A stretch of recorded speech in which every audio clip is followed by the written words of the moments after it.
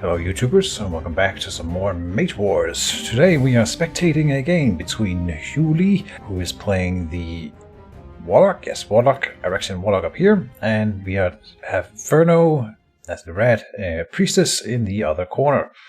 I've jumped into this game right now, and I just managed to catch the start. I didn't see the first round, but it's obvious what happened. The Priestess has cast a temple with a mana shard, and there's a card being planned already. On the other side, the Warlock has opened with Mage, the Sealed Demon, and a Battle Forge. So the Warlock, Attrition... Oh, maybe he's moving sealed tokens onto him? I don't know. I'll remind them if they don't remember to decrease the life of the Warlock. So, first deployment phase here. Second deployment phase, we see a Cassiel out of the temple and leather boots out of the Battle Forge. And so far, there's not too much to comment on. Julie has 63 cards in this book, 51 for Ferno, so that's kind of interesting. Julie's book is significantly bigger, but has no creature spawn points, so it's mainly non-creatures you would surmise. The meditation amulet going down for the Priestess, and he meditates. Then the Warlock advances and casts a mana crystal and enchants the Warlock. Alright, so both are putting out a lot of economy. The Priestess is at, let's see, 10 channeling plus 1, 2, 3, and then the Cassiel can potentially also pray at the temple, so 14 over here, plus 3 for the meditation amulet if he sacrifices his mage action, so 17 mana per turn potentially on the Priestess side, with a potential for one more cleric as well. The standard mana engine for holy builds, always interesting to see. And let's just compare it with the Warlock. He is at, well, his 9. Plus, which is 10, plus the mana crystal, then the Battle Forge makes it 11. So 11 to the 17, but then of course Mageddon, in a way, it's not channeling, but it's a economy in the way of you are sacrificing another resource, your life, in order to get a super cheap creature out early. So yeah. Interesting, and that's sort of the end of this round. I'll start it up again at the start of the deployment phase. And we're moving into the deployment phase. It is the Priestess's initiatives. He is putting out the Artemis, Dawnbreaker's Eye. It is a cleric, okay.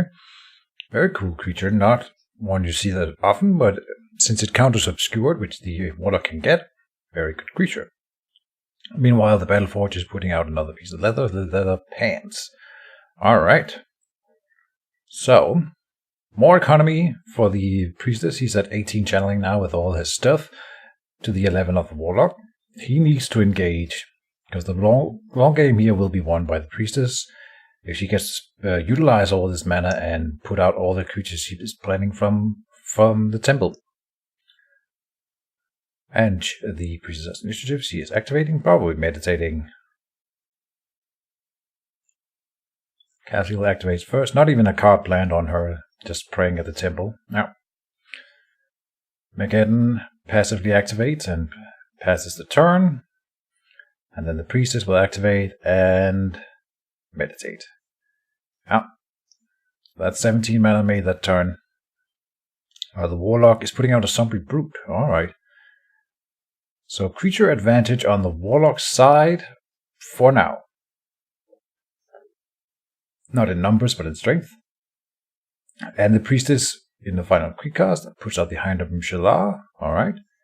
And the Warlock enchants himself with another card. So probably, well, these can be anything. Lots of stuff is good on the Warlock, the Attrition, armor, or bear strength, or stuff like that. We will find out in short order. End of the round. Moving into deployment phase with the initiative on the Warlock side. Ferno deploys first anyway. Light of Dawn coming out. Very nice choice. And a Ring of Curses on the Warlock side. Alright. Small pieces of equipment on his side here. That's quite fine, I think. I love this Artemis. I was looking at her in the planning phase here. Very expensive at 14 mana and 4 levels, but Good for as acting as a deterrent for the Warlock. He doesn't want to go into range 2 now. And until that time where that becomes relevant, she can just put mana on the temple because she's a cleric. Awesome. Zombie Brood advances and guards. Now, Priestess activates and meditates. Excuse me. And quick casts a Temple of Light that will immediately strike the Zombie Brood.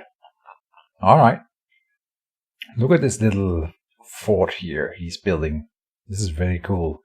And the Temple of Light can now hit with 3 dice. Oh, 3 dice, and then whatever. It's +2 versus non-enemy, so he only paid 2 mana. Yeah, so he gets 4 dice on the Zombie Brute for a 1 damage and a stun. So that is pretty good. The guard marker will go away. But not super relevant right now. Mageddon, the Sealed Demon, gets an enchantment here from the Warlock as he advances. And Casual with no card planned is gonna prey on the temple. Julie only has Mageddon remaining. Will probably still double move up, yeah. And then Artemis will prey on the temple, surely. Demonic Link is revealed on Mageddon to use the Ring of Curses discount. And then the Warlock enchants himself.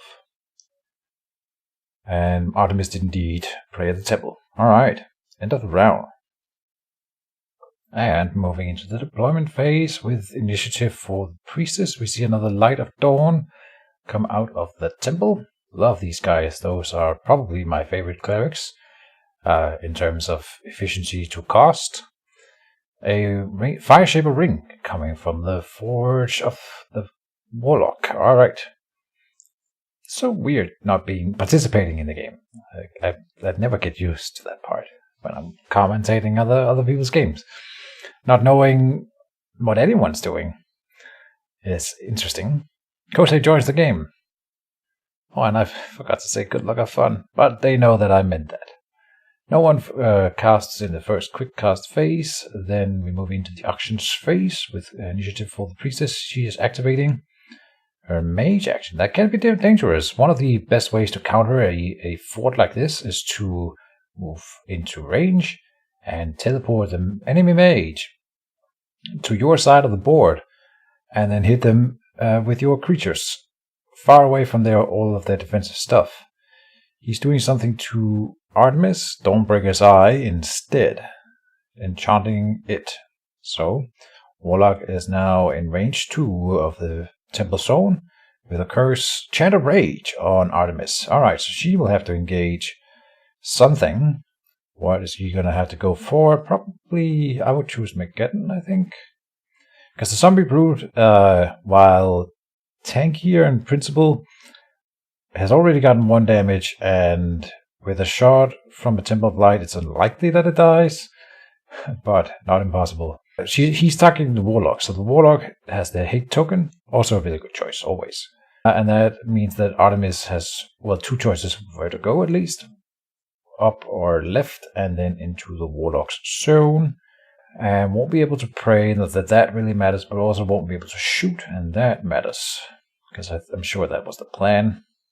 Now he will want to do that as the last action, which means that Artemis won't be hit this round. Shouldn't be.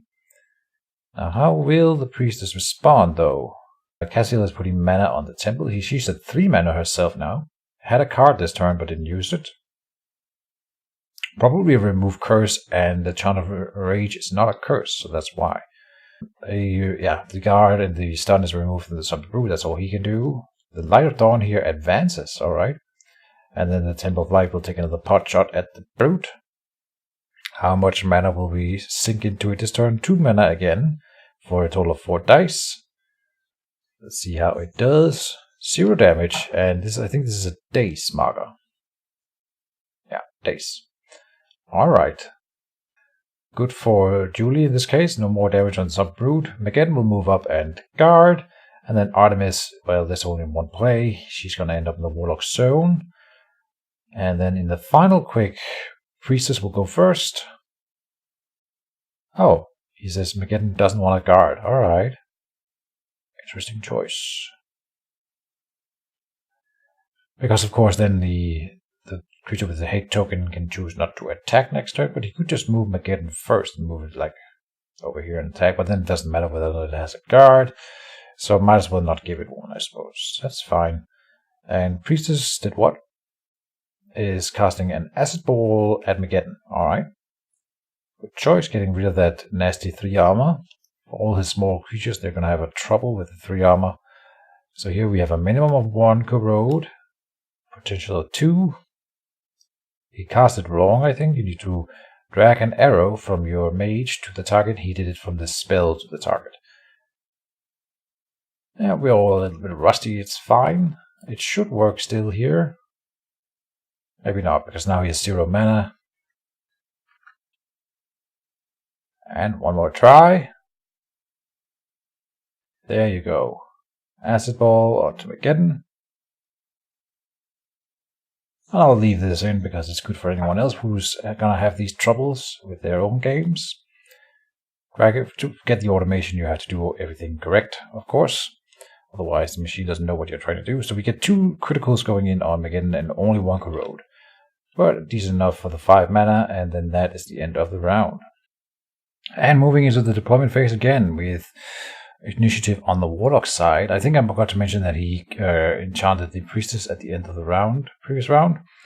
We have Gluff's skill coming out of the Battleforge. This looks like some fireballs being thrown soon. And then from the temple we see a Disciple of Radiance now. Good choice. Very interesting late game pick. So it's probably not him running 6 of them, but you never know. He might. And I'm wondering if they will use the Arcane Duels fix or use it as written. We'll find out. Let's see. Jula is done with the first quick cast phase. Then the Priestess is quick casting here. Alright. Something onto himself is seeking Dispel to remove the enchantment from the previous round. And what will it be? It was a Rust, even though the Priestess has not cast any armor yet. So interesting choice. Maybe that was just like a throwaway card because he knew or suspected there might be a seeking Dispel, so he used a cheap or less relevant in curse first. That's fair. And then Judy will have the first action, but 1, 2, 3, 4, 5 active creatures for the Priestess, only 3 for the Warlock, so he can pass actions phase. Julie is choosing to go first. So, Warlock spends quick cast action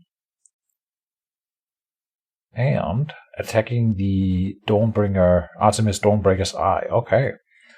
He wants to focus down this creature with Firestream. A Firestream. Alright. So, I was wondering how Julie was going to tackle this. I think he is at a disadvantage in the current board state. He does have more mana currently, but fewer creatures, less conjurations. He has more enchantments on the board, but the mana will get ahead of him, so he needs to kill creatures and efficiently. So killing Artemis Stormbreaker's Eye here, he's rolling 6 attack dice because he revealed a Hawkeye, and he has the Fire Shaper's Ring. He can reroll the attack because of the Gloves of Skill, so good chance of him getting at least halfway on Artemis in this action. Potentially even killing it. You never know. There's a burn chance in here as well. Oh, that is a rough roll. 1 damage going in, so he will probably reroll. Yeah. Okay, so this is a roll of 8, dealing 7 because of the 1 armor. And a burn. Much better. Leaving her with 3 health remaining and a burn token. That's not quite enough. He might want to punch it with one of his creatures, and indeed the zombie brute is going to come in and attempt just that with his Dace Marker, though. It may fail. 50-50. It failed. He needs that luck right now to win, I think. Artemis cannot melee attack the Warlock and therefore is free to do whatever she wants. Interesting choice, or interesting interaction, actually. She can't attack the Warlock, so she's free to do whatever she wants here. Huh. And he chooses to not do anything. You cannot do a mandatory action that is impossible. And when your mandatory action is impossible, you can do whatever.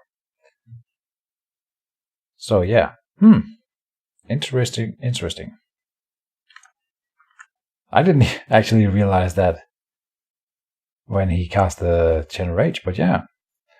I mean, she's not going to be able to shoot at anything. She could shoot at the Battle Forge, or she can move away. She can move here, and then guard, or whatever she wants. She can't double move because she's hindered. But he chooses not to do anything with her. Not sure I agree with that. I would move her away, at least. We see an upheaval from the Warlock onto the Hand of Imshala. Oh. Alright, that's an easy way to get rid of that. A melee attack can sometimes kill the Hand of Imshala in one blow, and then you don't have to spend the 5 mana. It's 2 armor, 5 health, so you would need a better melee attack than he has available currently. 5 dice isn't really going to cut it. 6 dice might. So, yeah. But it is a guaranteed effect for 5 mana, which is fine. Then Light of Dawn is shooting at Mageddon with a Ray of Light, dealing 3 damage and no effect. But he is now at 5 damage out of his 13. And the Temple of Light will shoot probably at the Zombie Brute. No. At Mageddon. Because he's active and able to do something this turn, and the days might help. That's fair. Oh, he's doing it. Yeah. All right. Let's see what it does. He's doing 2 mana against 2 dice, 0 damage, but an effect, and it is not a stun. Then it is a daze. Yeah. But daze is fine, giving him a 50-50 chance of dodging this 6-die attack that is about to come in from the Mageddon. What will he attempt to hit? I would go for Artemis, because if you go for the Light of Dawn over here, then this Light of Dawn can shoot at you. In fact, he should pass in this action, I think, to see whether these creatures here will be activated. Which ones of them? He might be able to do something with Cassiel and try to save Artemis, but I don't think that's worth it. Like, but you would have to spend a lot of mana on her, and it's not worth it. Yeah, July passes. So the Priestess with 3 active creatures, Light of Dawn, Cassiel, and the Mage. What can he do? A little bit out of position here. The Mage is praying or meditating for 3 mana. Julie passes again. So Light of Dawn and Cassiel remains, and Cassiel is being activated. Good choice. So the Light of Dawn is still covering the other Light of Dawn. And here is a Consecrated Ground from Cassiel. Done. And then now Mageddon does have to activate. And now he would probably want to get away from the Consecrated Ground, so probably over here is the better choice. Then there's the Light of Dawn, and instead he could stay here and kill Artemis that would otherwise heal from the Consecrated Ground. Tough choice, and it might not even work. But being hit by this Light of Dawn. On the other hand, if you don't go here, then the Light of Dawn will pray. What would you do? Mageddon is activating and attacking Artemis. Okay, he's gonna try to finish off 1 creature, which is good. Get one of them off the field. Oh, but the daze clicks. Both dazes clicked. And then he does not get to do his attack. Which means now the Mageddon will take 1 damage for free. And then the other Light of Dawn is moving up. I don't know if I agree with that, because all the creatures in this zone here will want to move away and towards the temple next turn. So it would be better to have 1 back and covering, and it could have prayed. I think I would have preferred that, but whatever. That's the end of the round. And we're moving into the deployment again with initiative on the Priestess side, putting out a Disciple of Radiance again, and a Demon Hide Mask coming from the Battleforge. Alright. So this will help with the ranged attacks from for the Warlock. So we'll probably see another Fire Stream onto Artemis this turn. The burn didn't stick on Artemis and she healed, and then all of his creatures here took damage. It's looking really grim for the Warlock. None of them are first quick casting, so we will go into action phase, and Priestess, as I said, has initiative. The Chant of Rage is also not active anymore, so Artemis could move down and then be lesser teleported into the safety of the Temple Zone.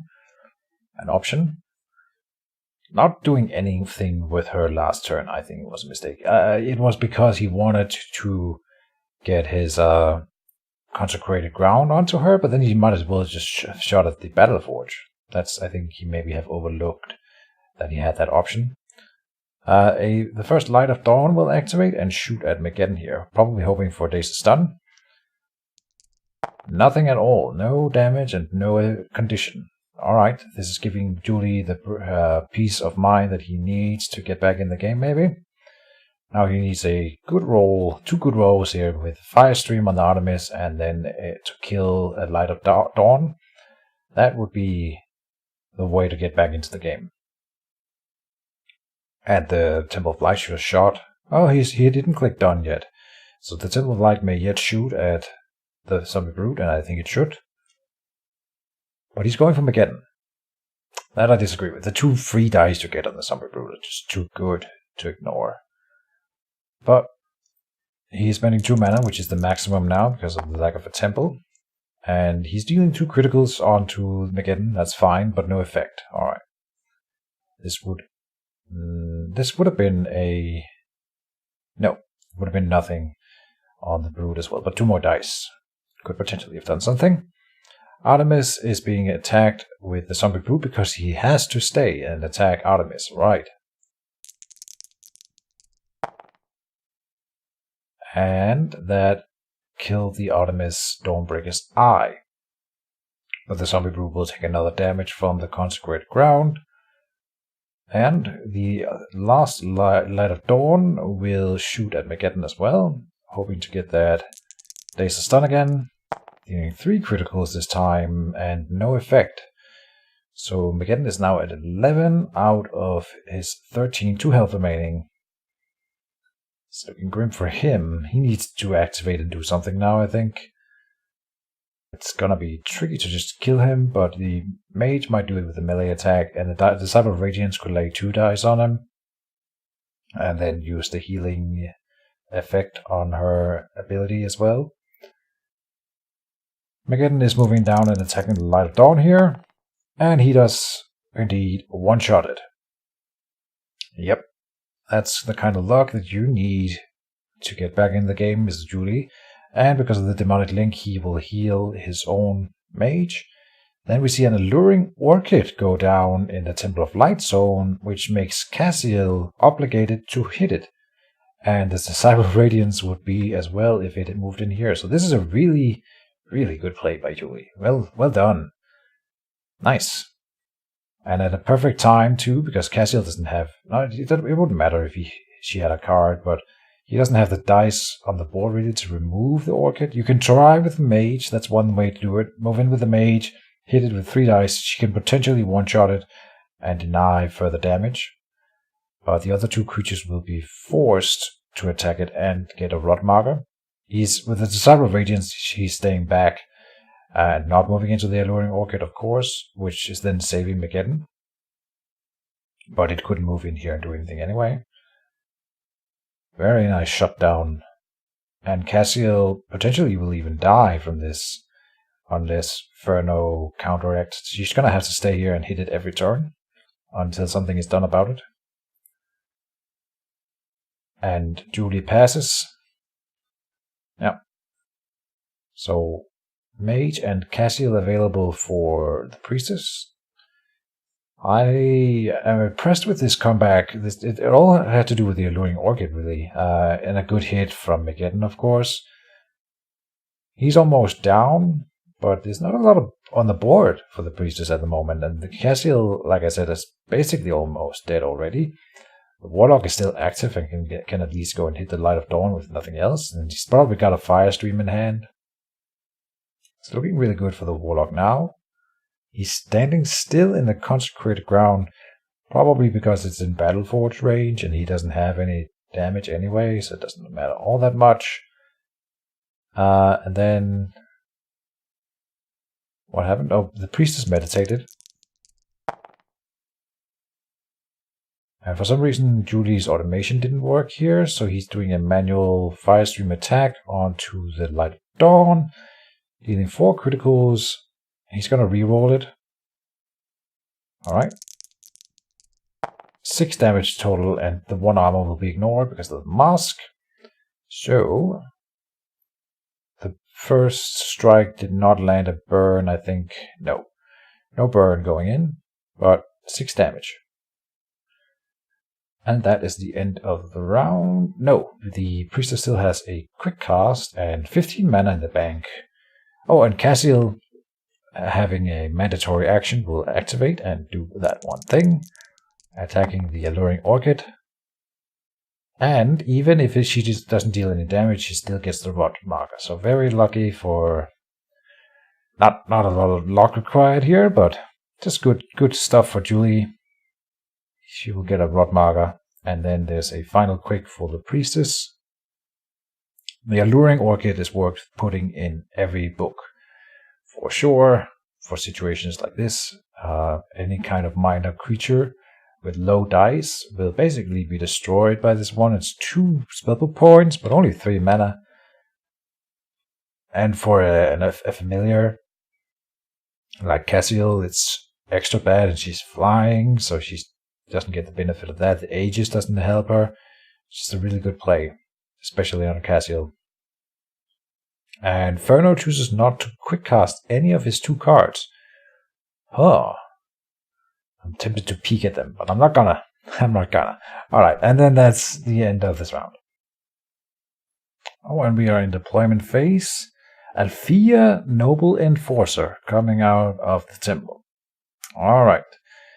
And Julie did not deploy anything. Alright, so the dragon is here. That was it comes really nice with the Light of Dawn. So it's too bad that one of them is already down. The Temple of Light can activate her passive, which is really nice. The Small Disciples of Radiance cannot activate the dragon, the passive, but they can activate her action. And let's see, there's still 39 cards in Ferno's book and 45 in Julie's. Alright. So, quick cast. No quick cast for Julie, then the Priestess is enchanting herself. And the dragon will be able to attack this turn because you can activate it with Cleric and then move it straight out and begin doing the damage. That is gonna be rough for Julie to deal with. I don't know that he can. Well, certain curses can lock her down pretty effectively, but there's going to be creatures coming out of the temple still, and there's 1, 2, 3 clerics right now to kill. You could kill all the clerics. That would be one way to turn this around. Kill all the clerics. And Megan is moving in to attack the Priestess. Okay, so he's going to go for Mage. And there's a Divine Reversal, which will soak up 3 damage total. Because you heal after the attack. So 4 total. Yeah. And she's taking 7 minus the 4, so 3 is going in on the Mage here. Dies from Disciple damage. Oh, it does. Roll dice step. I agree. So yeah, that removes Megan without fight. Because the 2 Disciples of Radiance. And that's not even breaking the Arcane Duels fix yet. But if we were using the Arcane Duels fix, each of them would get a ready marker and activated right now, because then it would be once per round. That's not going to be necessary here. Alright. Very interesting. Zombie Brute is being attacked by the Temple of Light, dealing 5 criticals and a stun. Wow. Is that a stun? Yes, that is a stun. Alright. Ooh, boy. Poor Julie. And no damage was given to the Priestess then. Althea, Noble Enforcer is going to boost this stun marker with an additional 2 attacks, killing the Zombie Brute. So, with first action, within the first activation of creatures, Ferno has now killed both of Julie's big creatures. And yeah, that's rough. That is rough. Cassiel is still dying to the Alluring Orchid here, and at least Althea is out of range of the Warlock. Can the Warlock still win this? I am beginning to doubt it. He passes, yeah. I think. Yeah. Alright. Let's see where this goes. Using both of his actions on the Mage, Ferno has opted not to save Cassiel at all.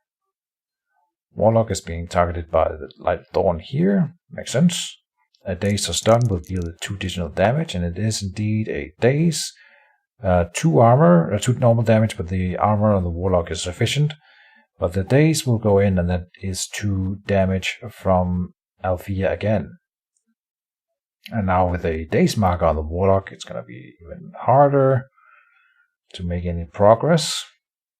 And he stayed in this zone in the last turn in order to be in range of the Battle Forge, and then he didn't use it. He took 1 damage to stay here. So that's also a little bit of a misplay, maybe. Julie is done his passing again. Cassiel is activating. She's going to hit the Alluring Orchid. A force push on like a Disciple of Radiance, pushing it into the Alluring Orchid would be quite kind of interesting.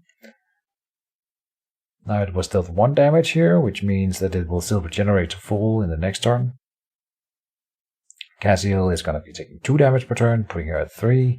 Then after that she'll be taking 3 damage per turn, putting her at 6. So, and then she's going to survive that, and then she's going to be taking 4 damage per turn, and then that will kill her. So 3 more turns until she's dead. Julie passes again. Ferno activates the Disciple of Radiance, and then activates Althea. Now, Julie passes again. Now, what do you do with the Priestess? Do you just chase full speed? Yeah, he's just gonna go full speed ahead. Alright. Could Julie kill the Clerics? I would move over here and melee attack this guy. Hopefully he has a bear strength on his Mage. And then this day sucks, but you gotta take some chances. Here's the Pillar of a Hellscape. Flame attacks against at beginning, place a burn condition on all creatures in Conjuration in this zone that does not already have burn conditions. 1, 2, 3, 4, 5 burn conditions he gets out of this 1 Hellscape for 1 turn. Very cool play. And the other Disciple Radiance will move up and attack the Warlock with his 2 dice. And then the passive might be procced, but probably not in this action. 3 criticals is pretty good though. So that's 3 damage going in on the Warlock, putting him at 6 out of his 32. Oh, and the Hellscape will do 1 less burn now, because the Disciple moved out. Alright. But really good play with the Hellscape. I love this. Amazing. The Alluring Orchid and the Hellscape, very cool little moves to get around all of the advantages of the Priestess.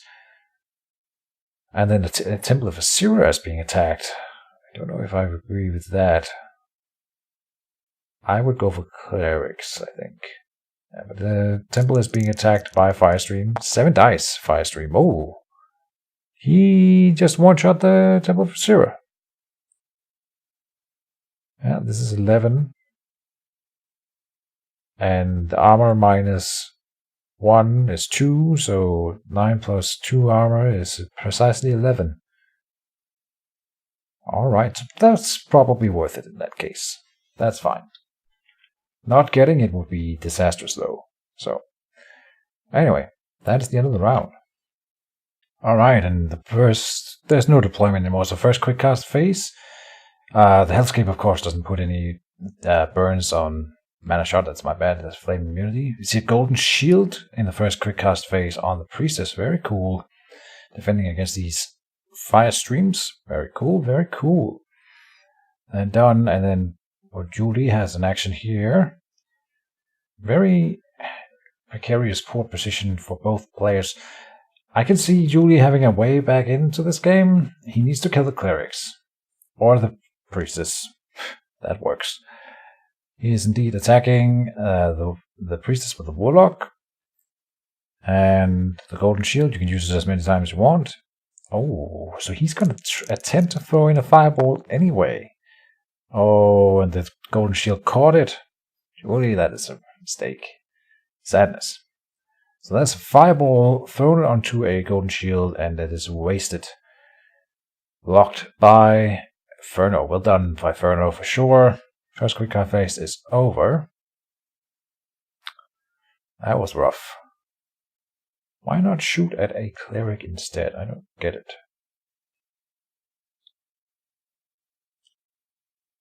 Or, well, anything. When he has the shield up, I don't think I like that. Alright. What happened here? Not done, says Ferno. Yeah, something is going a little bit too quick here.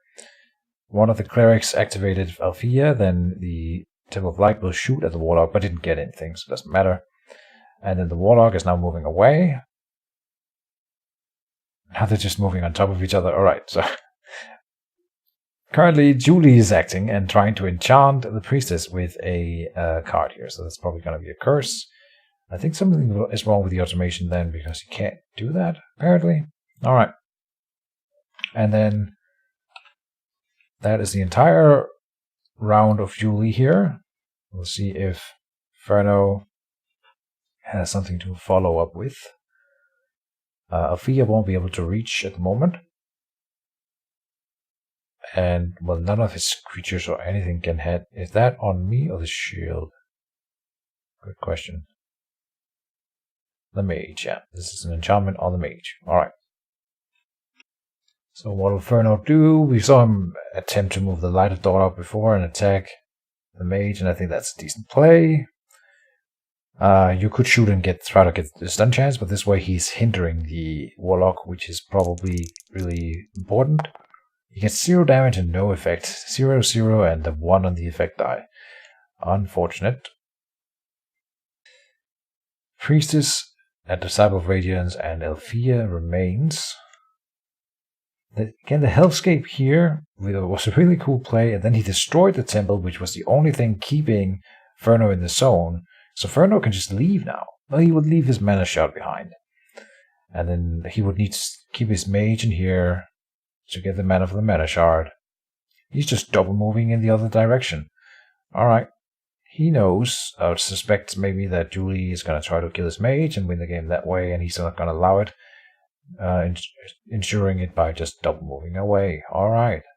Althea chases the Warlock, the Disciple of Radiance chases the Warlock, and Cassiel is going to suicide onto an Alluring Orchid. She's got one more turn.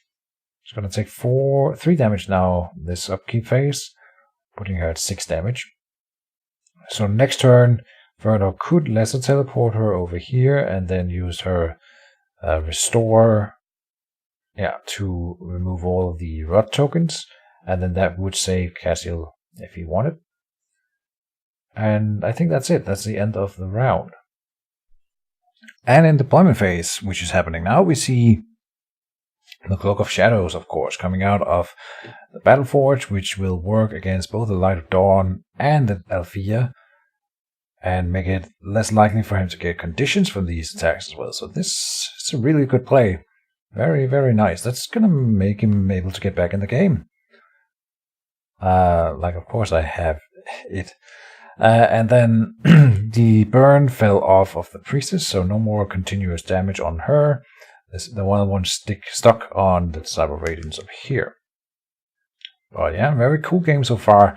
I don't know who's going to win. Still not quite there yet. Oh, and Julie revealed the regrowth on his mage as well, so these creatures are not going to be able to kill Warlock at this point. He can kill them, though.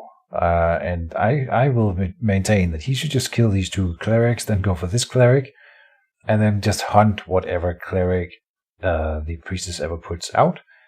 And with that, he might just win by default, because Elfia would be useless then.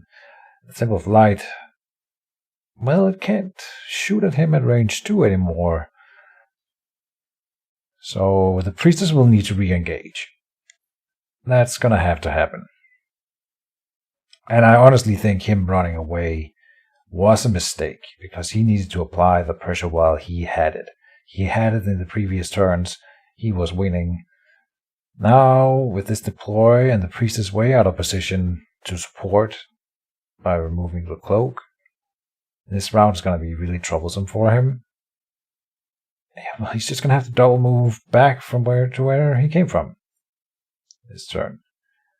Here, or here. Maybe he would want to go here, if anywhere. Not down to the Hellscape, surely.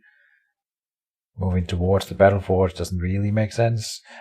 Julie can't be seen by his own Battleforge anymore, so that's one thing to consider. Right now, if he wants to deploy anything more, he will have to move closer. But I'm sure he can wait a turn or 2 with deploying anything again. Cyber Radiance moving up into the Warlock zone. Oh, this is such a juicy area attack target. But unfortunately, Julie does not have the mana for it, unless he's using the Academy Firestorm thing. That would be kind of cool. But it hits yourself, and he doesn't have fire resistance yet, so...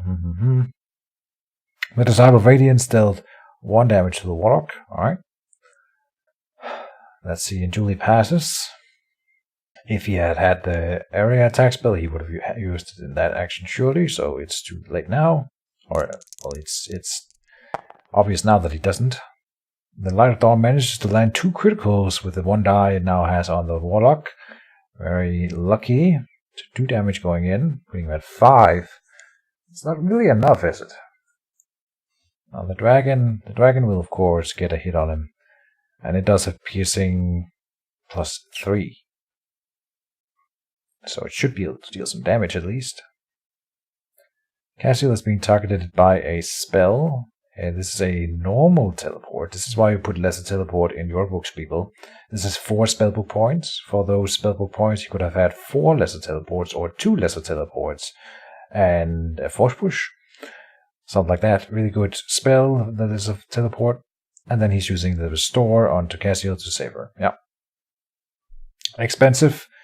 3 mana and then 6 mana, and Cassiel still gets the 6 damage for the 3 mana of the Alluring Orchid. So the Alluring Orchid very much has paid for itself, and add on to that for the rest of the game, no other minor creature from the Priestess can choose to go into this zone, or at least they wouldn't want to. The same with the Hellscape. This area down here is basically locked off. Alright, and Julie passes, leaving Cassiel and Dragon. Cassiel has a spell on her, and 4 mana.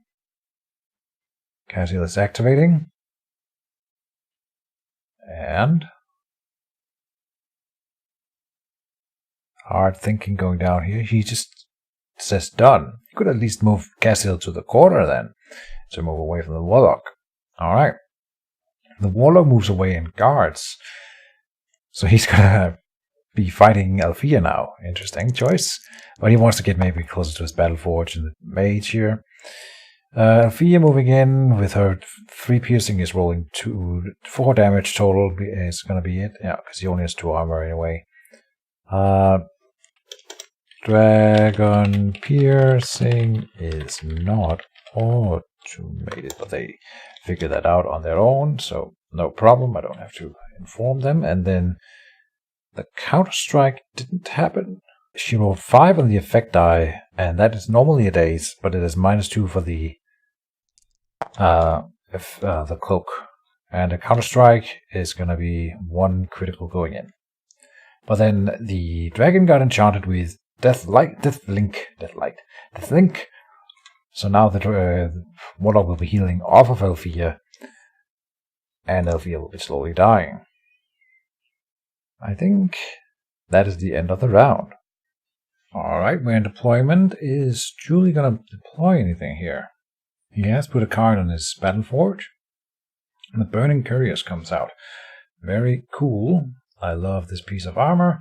Just 1 armor, but it's cheap. And then you get a guaranteed 1 damage reflection every round. It's just once per round, but still good. First quick cast, none of that for any one of them. And then Light of Dawn will open with an attack on the Warlock.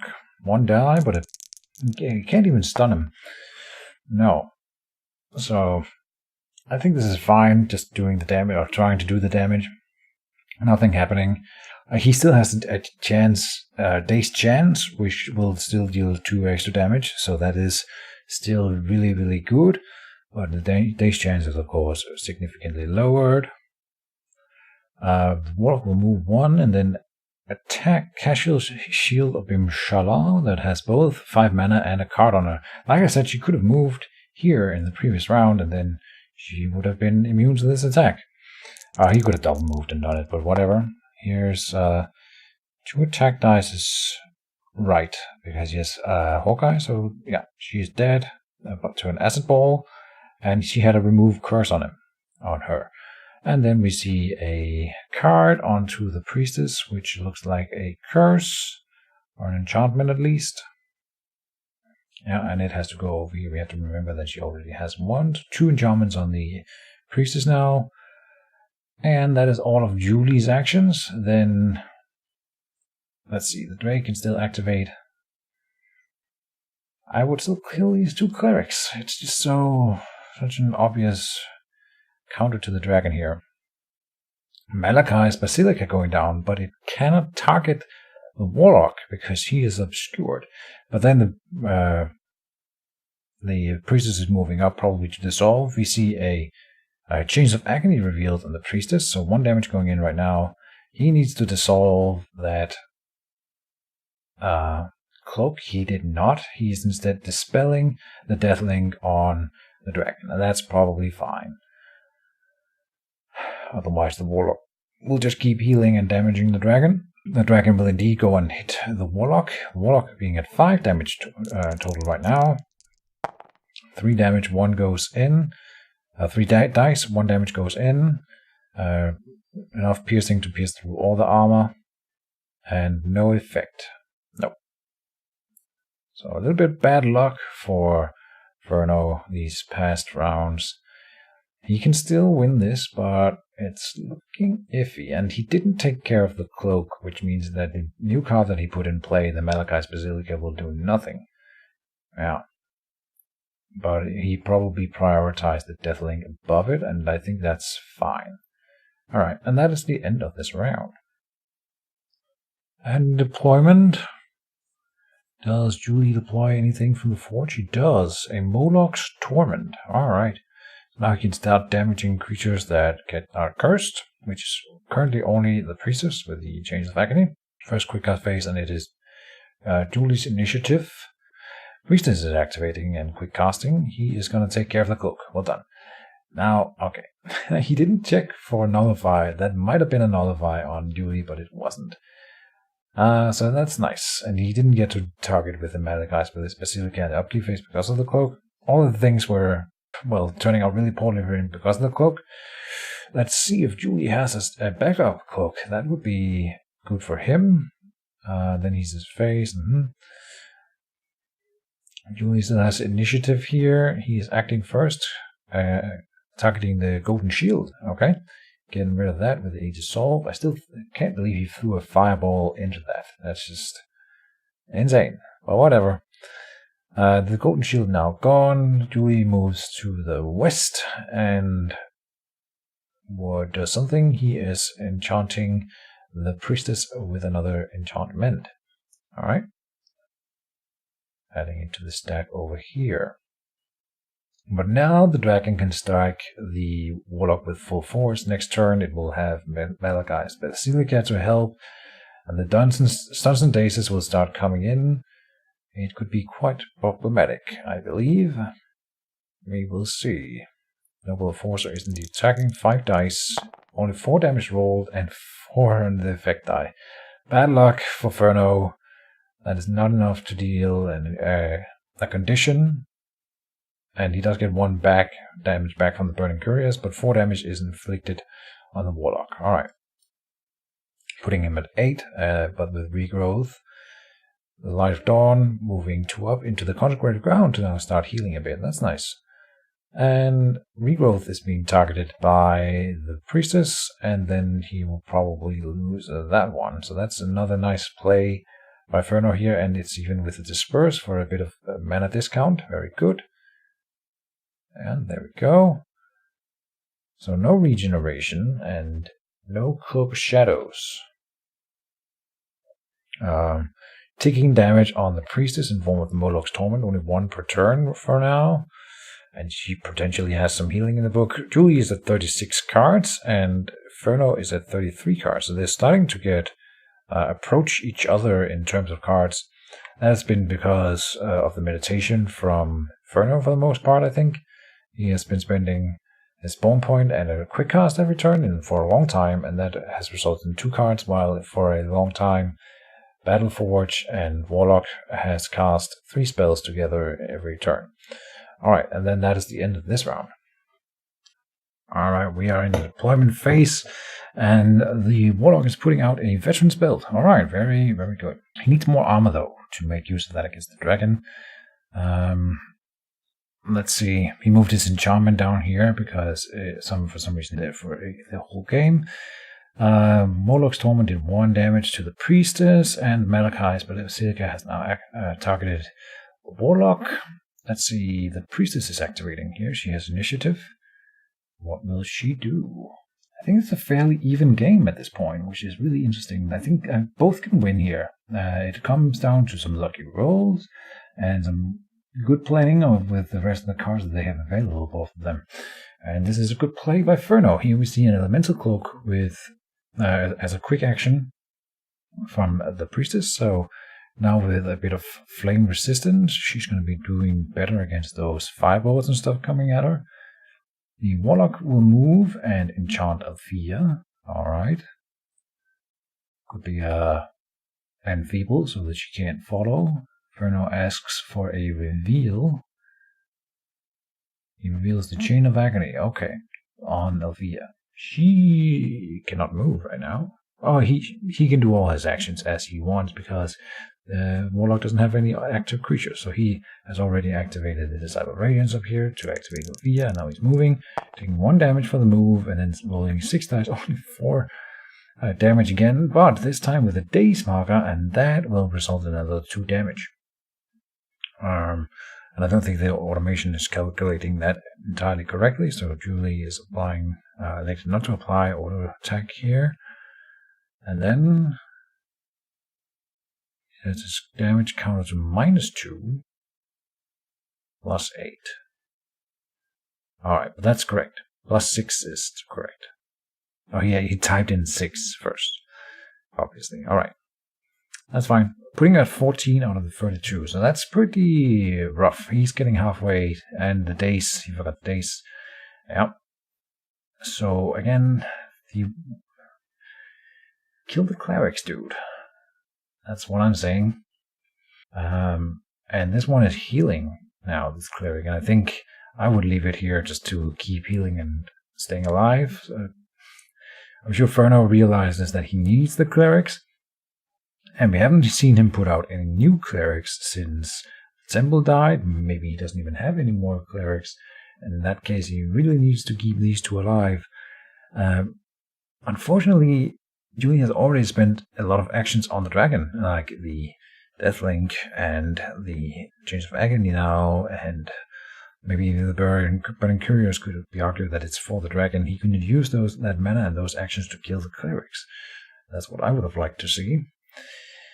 The Priestess is enchanting Althea with something. Taking 1... She doesn't have Mage Bane. He does have Mage Bane. My bad. Okay. There's a Mage Bane on the Priestess, and I didn't even notice. And the Warlock, in the final quick cast action, is gonna enchant himself.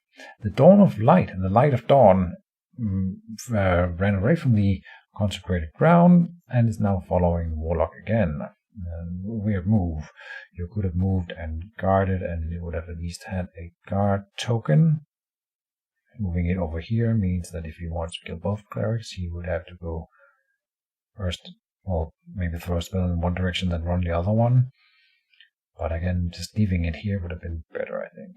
The reveal on Althea is a regrowth, and we are in the upkeep phase, so this is the end of that round. Alright, we're in the first quick cast phase, nothing having the deploy here.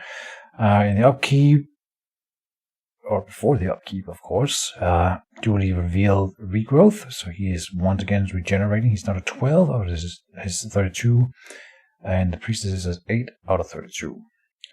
So, first quick cast phase belongs to Julie if he wanted, but he decided not to. Then the Priestess is now finally putting out a Dragon Scale Hallberg. If you had this the whole game, this is a bit late, but whatever. Better late than never.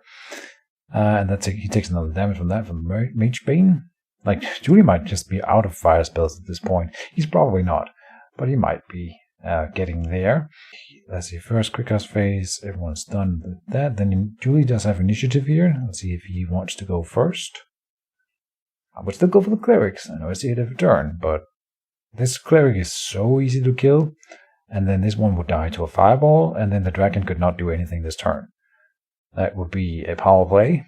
He does have a daze on it right now. That's gonna be problematic. The Warlock is indeed activating, moving back to his own corner, alright. So not going for the cleric kill, then a lesser teleport to move himself further away from the dragon, alright. The Chains of Agony will be doing some work then. And then dissolving or exploding. Oh, he's enchanting the Dragon Scale Hallberg. Alright. Yeah, that's just as good as the Elemental Cloak. Probably better, yeah. Because there's more armor on it. And the Priestess then takes 1 damage for moving into the Warlock zone. Is just going to melee attack the Warlock. It has come to this. No, he is doing a Luminous Blast from his Mage. That'll be with 6 dice because of the Malachi's Basilica. 2 GMG for 1 more damage for the cast. So, Malachi's Basilica, so 6 dice going in on the Warlock with 1, 2, 3 armor and a vet belt. The final enchant on the Warlock we haven't seen yet, and I don't think that it's a Rhino Hide at this point in time.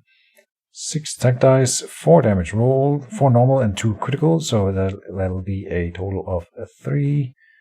And it is a Rhino Hide revealed on July, so that is 1, 2, 3, 4, 5 armor. And the vet belt will turn the criticals into normal damage, but that will be a total of 6 still, so it should be 1 damage, and he did take the 1. Alright, and that is the end of that action. And that leaves the Warlock at 13 damage now, regenerating. And Inferno at 11 damage, not taking any ongoing damage, but will probably take 1 from the, or either lose the equipment or have a curse item damage to take in the upkeep. The Cyber Radiance will of course activate Althea. She's gonna just fly, taking 2 damage from the chains. And then the Light of Dawn here is gonna follow. Alright, and then that is this end of this round. First quick cast phase, Inferno, who has initiative, has chosen not to open the round here. Let's see if Julie has planned anything. Nothing came off the Battleforge. Alright, and we are going into actions phase.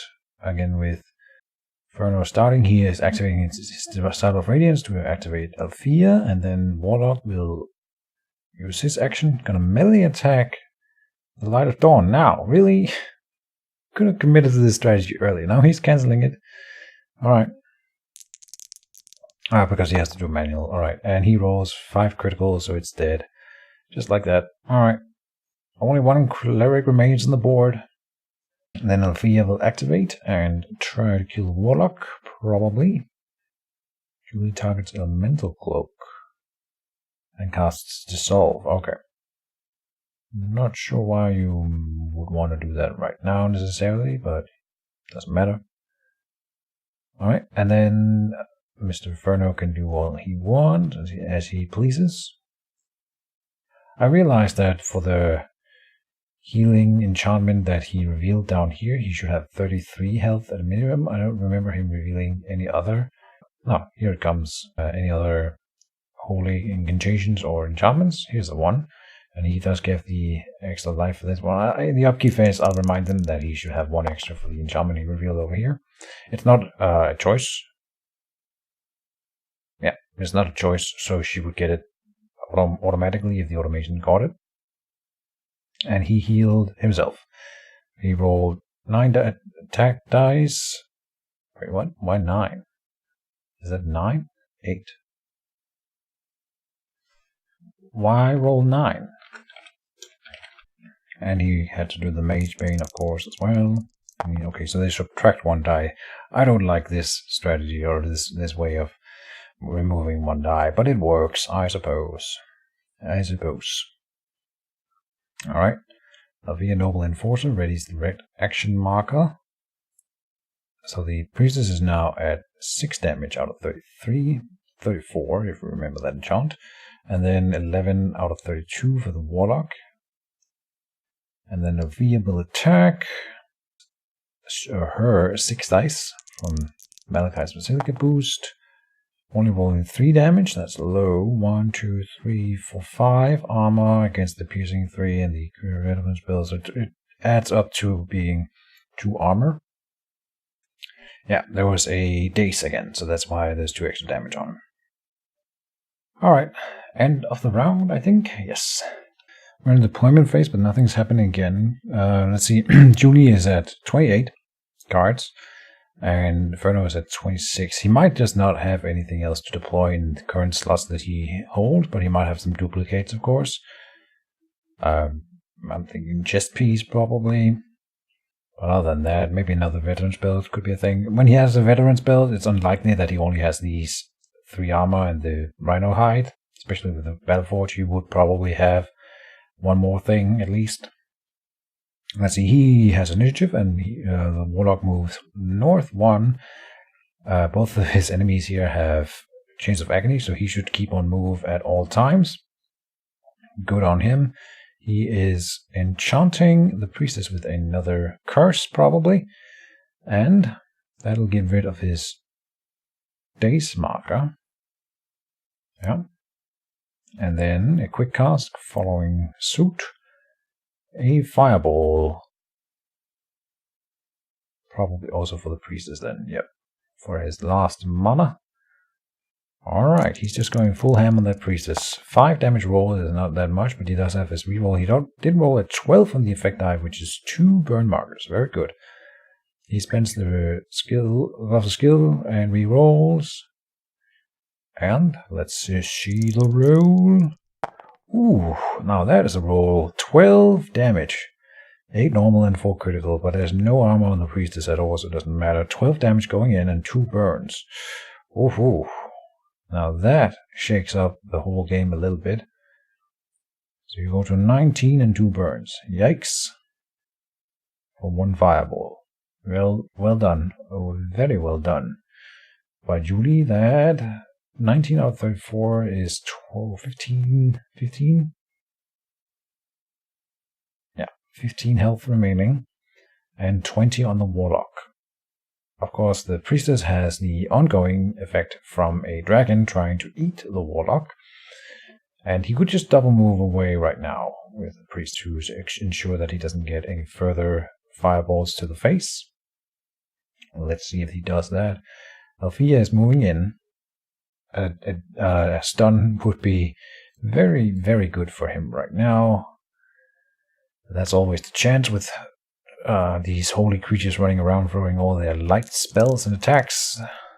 Only 5 damage being rolled, but 6 on the effect die is another daze, which means that he will land another daze, which means another 2 damage, 7 going in total. He only added the 5 here, but it will be added, I'm sure, shortly. So also putting him at 19 out of 32.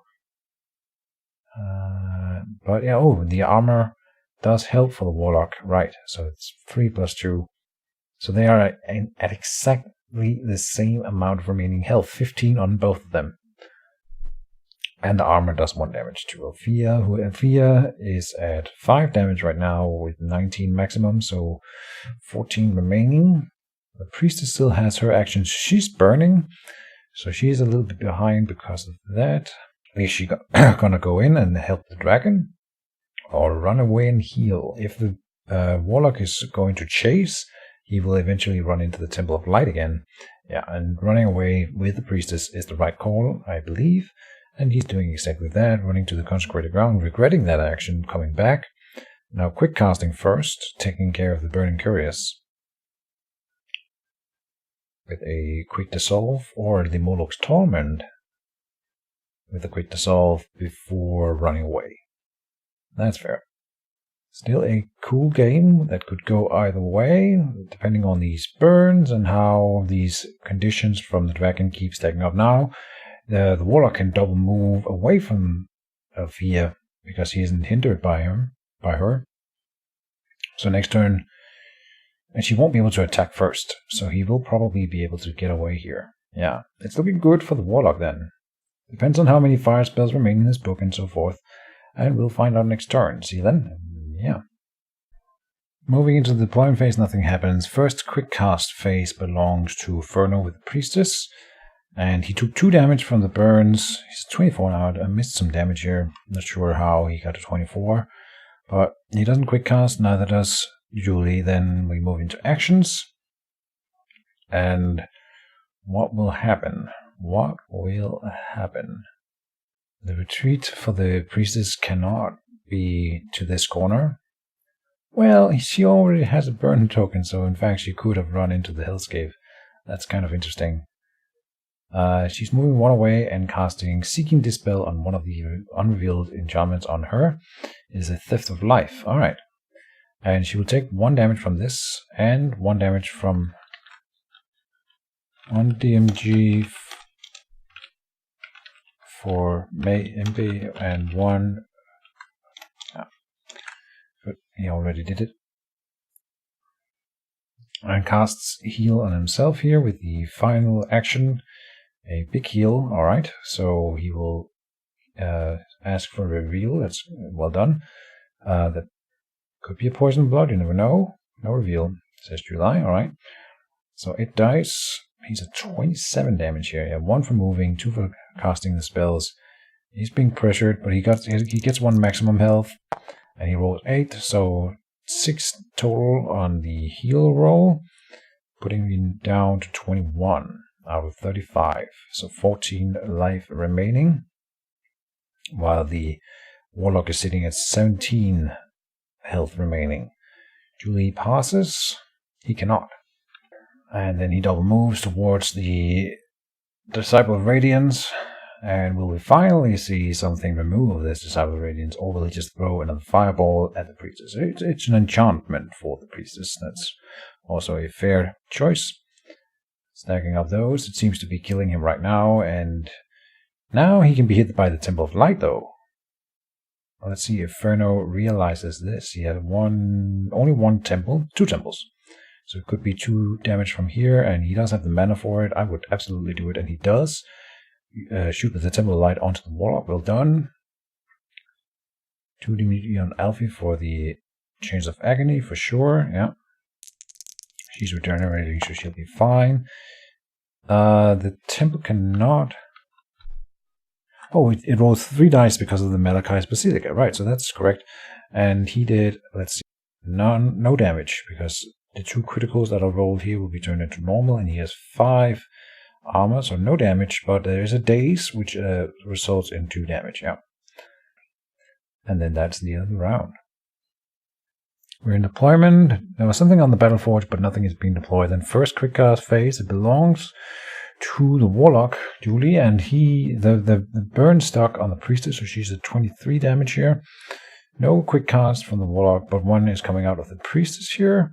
She is enchanting herself with something. Good choice for some extra security. Take 1 damage from that, so putting her at 24 out of the 35. 11 health remaining. 17 again on the Warlock because he's regenerating. Now, actions phase is the Warlock first. He is activating and is going to go ahead and maybe try to kill the Cleric now. For real though. Why not do this 20 turns ago? What turn are we on? Turn 18. So you couldn't have done it 20 turns ago, but maybe 10 turns ago. Chant of Rage on the Disciple of Radiance, yeah. So now it won't be able to activate the dragon. Makes sense. Well done. And the hate will have to go on to the Warlock, of course, but I'm sure he doesn't care. In fact, he can't. He can take damage if you roll 3 criticals or more, because of the veteran spell, that's what you need to do.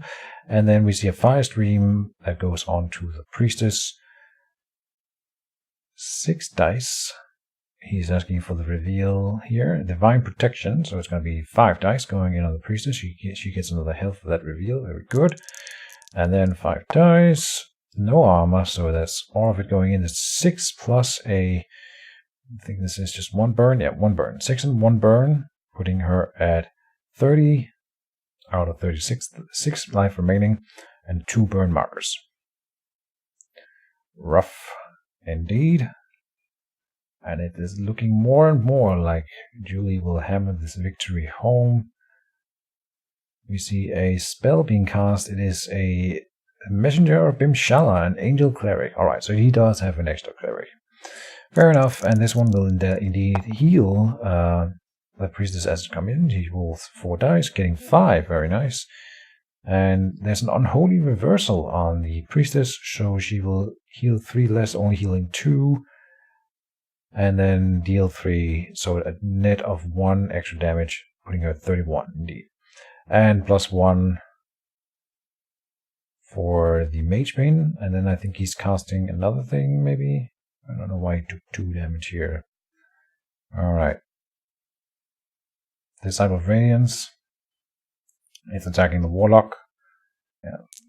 32. 33 seems excessive. I don't have to interfere. They figured it out. And the Disciple of Radiance did roll 3 criticals onto the Warlock, so it gets 1 damage through. Very nice. Lucky little cleric, and then Julie will still heal down to 14, so even less damage than she was at the beginning of this turn. Meanwhile, the Priestess is burning and is not in a good position right now. End of the round. In the deployment phase, do we see anything off of the Battle Forge? The Priestess took 2 damage from the burns. One of them fell off, but he's at 34 out of 36 now. It's looking very grim.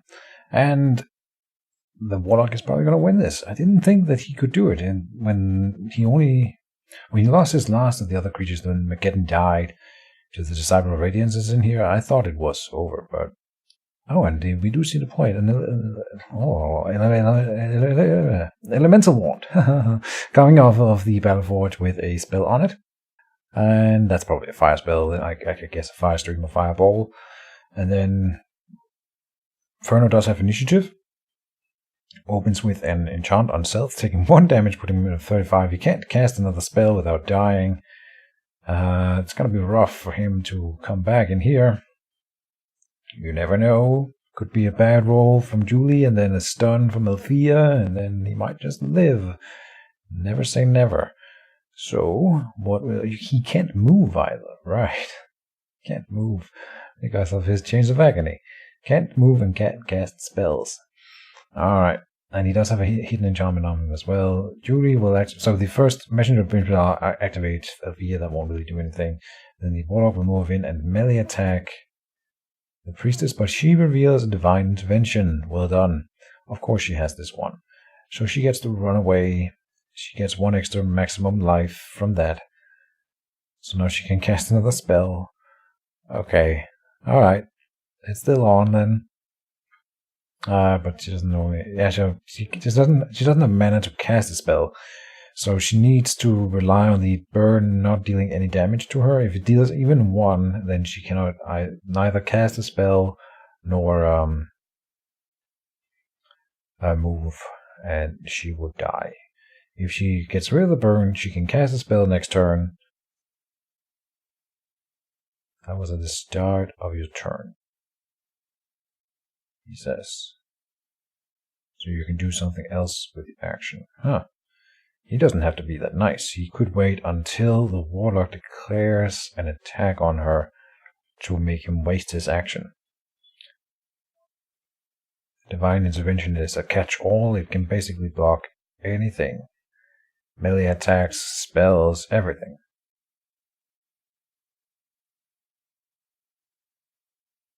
Julie is trying to be nice and say you could just interrupt my melee attack and make it go to waste. And he is going to follow through with that. That's nice of him. You can look it up in the codex if you want. It's under changing range or target during an attack action. That's the section in the codex. And there's a link to the codex in the Discord channel under the rules and discussion in the pins section. So you can find it if you really want to read it yourself. And Althea will move in, and so did the Disciple of Radiance. Nothing really happens here. Except Noble and Fia will take damage. Or and the Temple of Light will of course shoot on the Warlock. Chance of stun here, so might still be able to get back into it. Spend 0 mana. Okay, you could have spent 1 mana. I don't know if he... No, he has 0 mana right now. I don't know where he had 1 before, I thought. Anyway, the temple will do 0 damage and no effect. No, that's not right. Well, it wouldn't resolve in a day's condition anyway. Alright, end of the round. And here's the rule for those that are curious. I just open the codex to find a change the range or target of attack spell in the codex. This is the link if you want to use it. Again, it is linked in the Discord channel. And if you read here, it says Darkfiend Fighter. This is an example. A Darkfiend Fighter attacks a Steel Core Crystal with a triple strike attack. And the crystal reveals Divine Intervention during the avoid attack spell of the first attack and teleports into the same zone. The first attack fails because the attack was moved, and the second and third strikes are cancelled too. So it is an excessive example, but it applies the same principle. As long as you reveal the Divine Intervention during the attack, it fails. And the attack is broken, and the action is lost. Alright, that's it. Oh, and Ferno died to the burn while I wasn't looking. Okay, so that is the end